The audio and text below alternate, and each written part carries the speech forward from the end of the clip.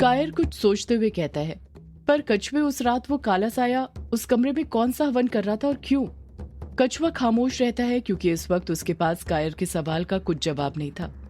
उसे खुद नहीं पता था।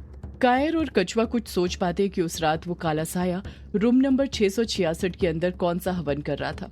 उससे पहले ही उनका ध्यान फिर तारा की आवाज पर चले जाता है। तारा के मंत्र पढ़ने की आवाज सुनाई देती है।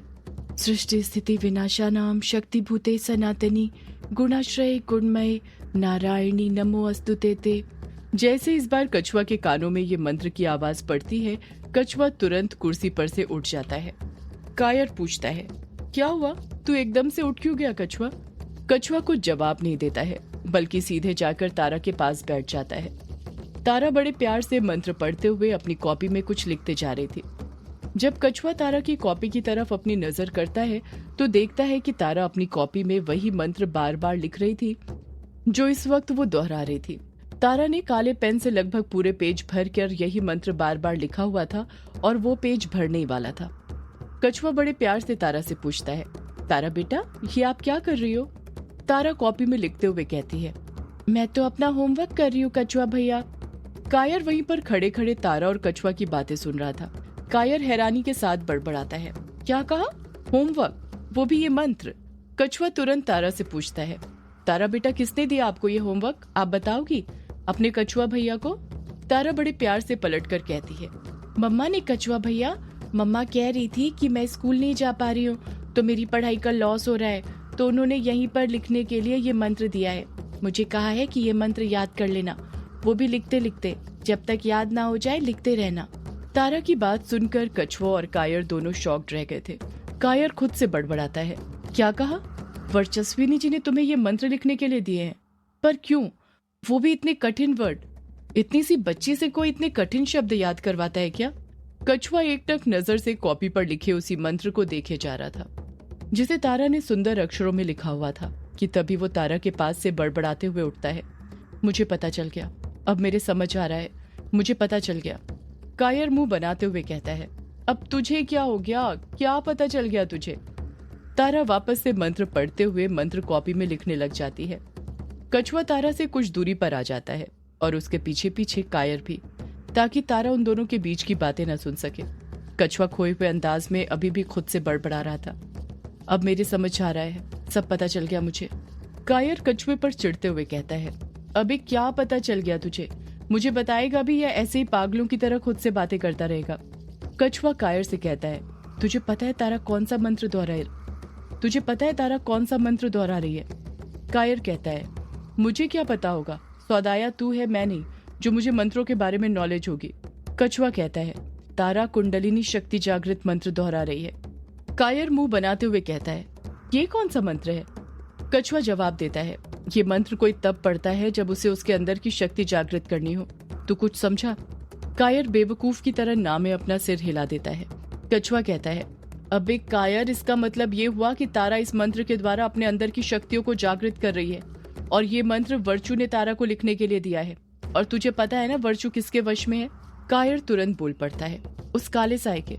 कछुआ हामी भरते हुए कहता है, बिल्कुल सही कहा तूने, और उस अमावस्या की रात भी काला साया यही मंत्र बड़बड़ा रहा था हवन करते वक्त। इसका मतलब वो काला साया भी अपनी शक्तियां जागृत करने के लिए उस रात हवन कर रहा था। और तूने नोटिस किया, जब उसकी शक्तियां जागृत हो गई उसके कुछ महीनों के बाद ही तो तुझे वो काला साया दिखाई दिया था ना? कायर डर से कुछ नहीं कह पाता, बस फुर्ती के साथ 3-4 बार हाँ में अपना सिर हिलाता है। कछुआ अपनी बात आगे जारी रखते हुए कहता है, मुझे तो लगता है उस काले साए को जरूर पता चल गया होगा कि तारा कोई नॉर्मल लड़की नहीं है, उसके अंदर भी शक्तियां हैं, तभी उसने वर्चू को अपने वश में किया होगा और उसे मकसद दिया होगा कि तारा की शक्तियां जागृत करे ताकि वो काला साया तारा की शक्तियां हथिया सके। मुझे ये तो नहीं पता कि तारा के अंदर कौन सी शक्तियां हैं, पर इतना पता है कि उसके अंदर जो भी शक्ति है उसी को हासिल करने के लिए उस काले साए ने वर्चू को अपने वश में किया है।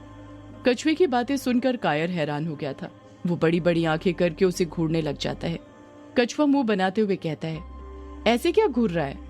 कायर कछुए को एकटक नजर से देखते हुए ही जवाब देता है, देख रहा हूँ कि तू कितना होशियार हो गया है, सौदाया बनने से दिमाग भी तेज हो जाता है क्या?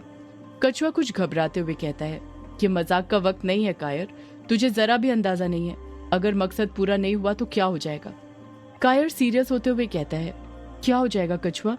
कछुआ डरते हुए कहता है, अगर मकसद पूरा नहीं हुआ तो वो काला साया अपनी छाया के जरिए वर्षु को। इतना कहकर कछुआ खुद चुप हो जाता है। कछुए के चेहरे के एक्सप्रेशन देखकर कायर समझ गया था कि कछुआ इसके आगे क्या बोलने वाला था। कछुआ डरते हुए कहता है, कायर, मैं वर्षु को ऐसे नहीं छोड़ सकता। हमें वो वशीकरण तोड़ना होगा कायर, हमें वर्षु को बचाना होगा। कायर कछुए के एकदम नजदीक जाकर कहता है, हमें नहीं कछुआ, तुझे। जैसे ही कायर ये बात बोलता है, कछुआ एकदम से खामोश हो जाता है। उसे कायर से कतई ये उम्मीद नहीं थी कि वो उसे ऐसा जवाब देगा। कायर अपनी बात आगे जारी रखते हुए कहता है, सौदाया मैं नहीं तू है कछुए, वर्चस्विनी जी को सिर्फ तू ही बचा सकता है। कछुआ हड़बड़ाहट के साथ कहता है, पर ये सब मैं अकेले नहीं कर पाऊंगा, उसमें मुझे तुम सबकी जरूरत पड़ेगी।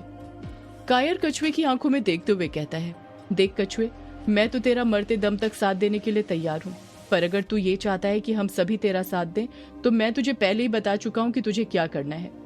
कछुआ ना में अपना सिर हिलाते हुए कहता है, नहीं कायर, मैं इन लोगों को नहीं बता सकता कि मैं सौदाया हूँ। कायर नर्म लहजे के साथ कहता है, देख कछुआ, उस दिन नशे में जब तूने बातों ही बातों में मुझे बताया था कि तू सौदाया है तो तूने कसम दी थी कि मैं ये बात किसी को नहीं बताऊंगा। और मैंने ये बात अपनी जान से प्यारी बिंदु को भी नहीं बताई, क्योंकि जिंदगी में प्यार अपनी जगह है और दोस्ती अपनी जगह।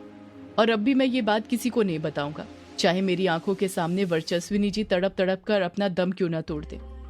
कछुआ तुरंत कायर के मुंह पर अपना हाथ रखते हुए कहता है, ये क्या बोल रहा है तू ऐसा सोच भी कैसे सकता है? कायर अपने मुंह पर से वापस से कछुए का हाथ हटाते हुए कहता है, मैं वही बोल रहा हूँ कछुआ जो मुझे दिख रहा है।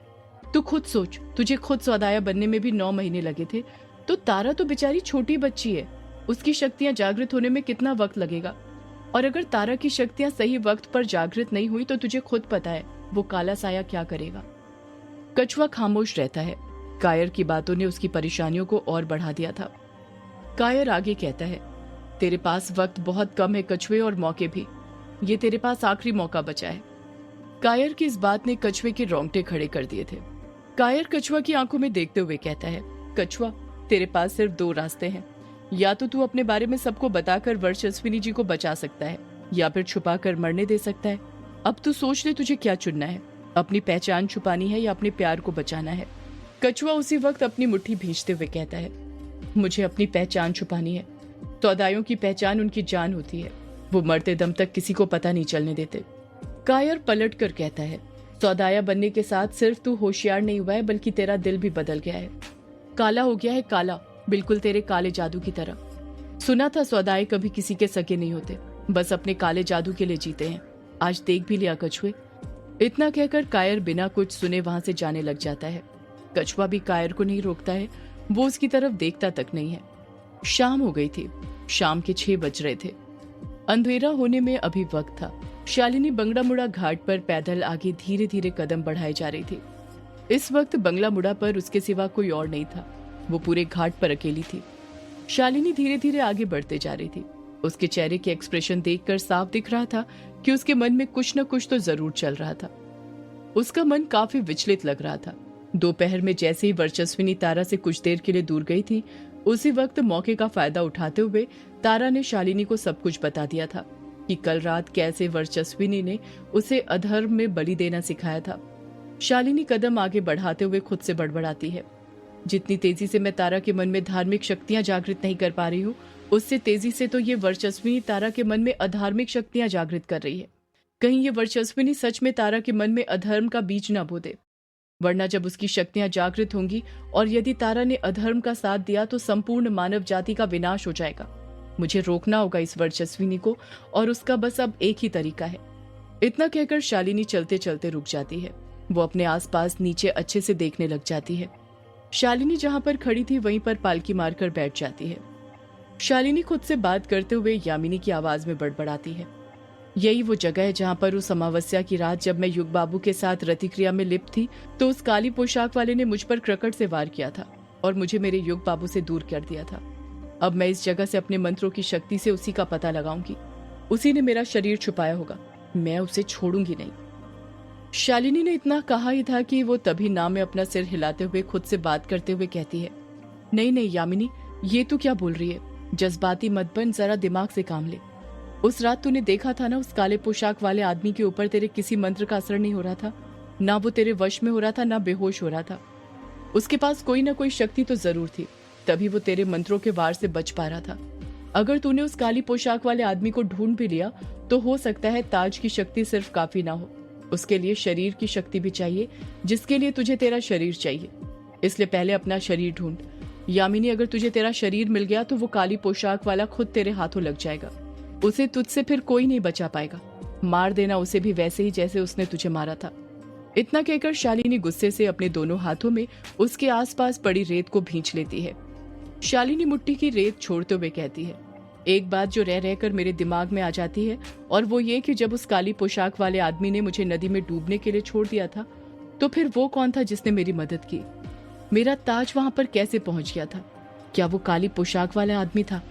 नहीं, वो फरिश्ता वो काली पोशाक वाला आदमी नहीं हो सकता। वो कोई और ही होगा। वो जो भी हो, उसका पता भी मैं शरीर मिलते ही लगा लूंगी। उस फरिश्ते की एहसानमंद मैं उम्र भर रहूंगी। अगर वो नहीं होता तो मैं तारा को कभी उस मायाधारी के हाथों नहीं बचा पाती और ना ही उसका अंत कर पाती। शालिनी खुद से बातें करके खुद को हौसला दे रही थी कि तभी उसकी नजर आसमान पर पड़ती है और वो देखती है जिस तरह उसके हाथों से रेत फिसल रही थी, ठीक उसी तरह वक्त भी फिसलते जा रहा था। शालिनी उसी वक्त अपने दोनों हाथ जोड़ लेती है और मन ही मन मंत्रों का जाप करने लग जाती है। जैसे जैसे शालिनी मंत्रों का जाप करते जा रही थी, वातावरण में एक अलग ही शांति बनते जा रही थी। देखते ही देखते वो नदी जो उसके पास बह रही थी, अब उसे उसकी आवाज भी सुनाई नहीं दे रही थी। उसे बस उसके मंत्रों की आवाज सुनाई दे रही थी, जिसका वो इस वक्त जाप कर रही थी। सूरज की किरणें जो आसमान में फैली हुई थीं, वो किरणें शालिनी के दोनों हाथों के बीच जमा होने लग जाती हैं और देखते ही देखते सारी किरणें शालिनी के हाथों के बीच जमा हो जाती हैं और अंधेरा हो जाता है। सूरज डूब गया था, अंधेरा भी हो गया था। अंधेरा होते ही शालिनी को भी इस चीज का एहसास हो जाता है। शालिनी धीरे से अपनी आंखें खोल लेती है। जब वो अपनी आंखें खोलती है तो देखती है कि उसके दोनों हाथों के बीच एक रोशनी थी, जिसे देखकर शालिनी मन ही मन मुस्कुराने लग जाती है। सदियों से है पुरानी ये है यक्षिणी की कहानी। यक्षिणी एक आग है, यक्षिणी तेरा ख्वाब है।